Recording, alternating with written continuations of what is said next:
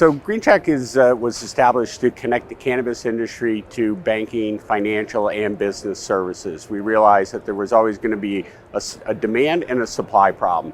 The demand for access to banking services, everybody knows, was problematic early on, and that was due to the lack of supply. We focused our efforts on creating that supply. So to date, we have 176 different financial institutions on the platform, 13,000 cannabis businesses that are now onto the platform, and we're facilitating $1 billion a month in sales deposits alone. Is it easier today for a cannabis operator to get access to funding, or is it more difficult than it was a few years ago? It's significantly easier. In fact, what we're seeing now as more banks are entering and credit unions are entering the space, they're not doing it just for the depository services. All the banks obviously want deposits accounts, but by and large, most of our new accounts, they're coming into the space because they want to be able to lend to the industry.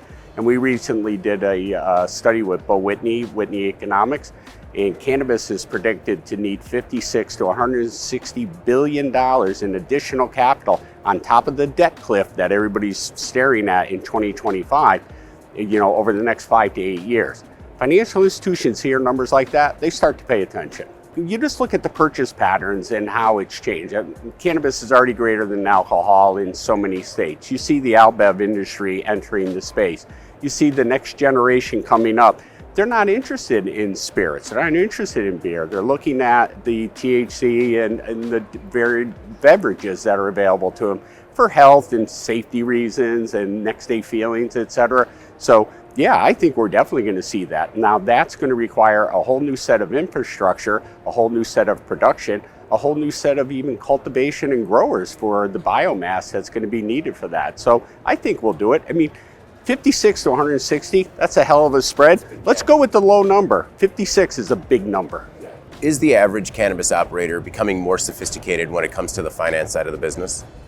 I believe they are, and I think that's because of availability of data. And they realize that just getting that license, the golden ticket, and that was that single focus for so long.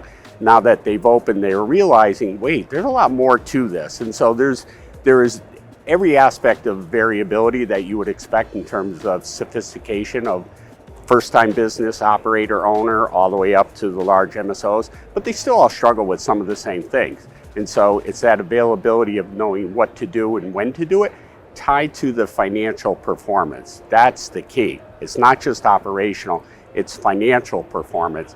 And so they're seeing how cost of goods sold, cost of capital, cash availability, what a 4-day float looks like versus provisional credit. They're getting a lot smarter, and they're actually getting a lot more demanding, which is good to see. From a state of the industry perspective, what still keeps you up at night?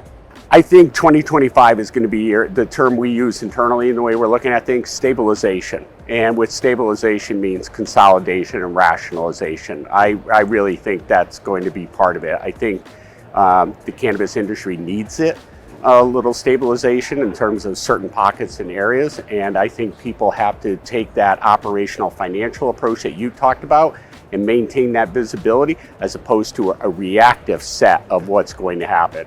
Because I don't believe anything real or dramatic is going to happen in Washington in the next 12 months. They may make a decision, but it's not going to get codified. It's not going to become actionable. So I don't think 280E is right around the corner. I don't think rescheduling is right around the corner. Even if they do it, it's not going to turn on. And I don't think Safer Banking Act is near looking at the corner. I think that's 2026. What does that stabilization look like? Unfortunately, it's going to be that consolidation and rationalization that we're going to see. I mean, there's it's interesting observationally. I can't remember all the booths that are here, but you do remember the big ones, okay? Mm-hmm. So you don't see the hotels anymore. You see a smaller set. You see new players. You don't see some of the old players here anymore.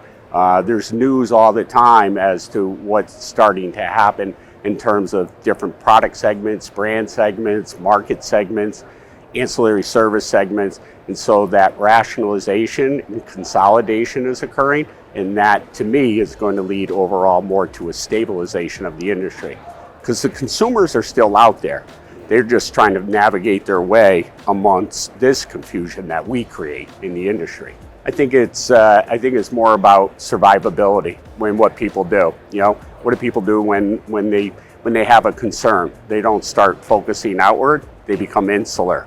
And so, you know, why is a dispensary in one market doing better than another one? And you have the same client set. You have the same client opportunity. And so it's that operational experience and begin with the end in mind, which is something I think the cannabis industry really needs to adopt more as a mantra and think about it from a long term, because the industry is not going away. We know the sales just continue to go up constantly. We see that on a daily basis, but who are the players involved with the sales? And I think the other part too is still on the retail end. Everybody's focused on the retail end. You really have to move back the thinking on the supply chain side of where the products are going to come from. Retail, people are going to buy what's available. They're not going to buy what they think they want when they're in the store.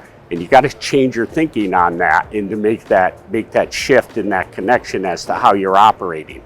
Well, we're happy to do what we do and how we serve the cannabis businesses today. Again, with those 13,000 on the platform, you know, your life is hard enough every day. You know, God bless the people that are out there being the operators, but for banking, business services, payroll, cash logistics, provisional credit, it's one-stop shop. Click a button and we can help you out.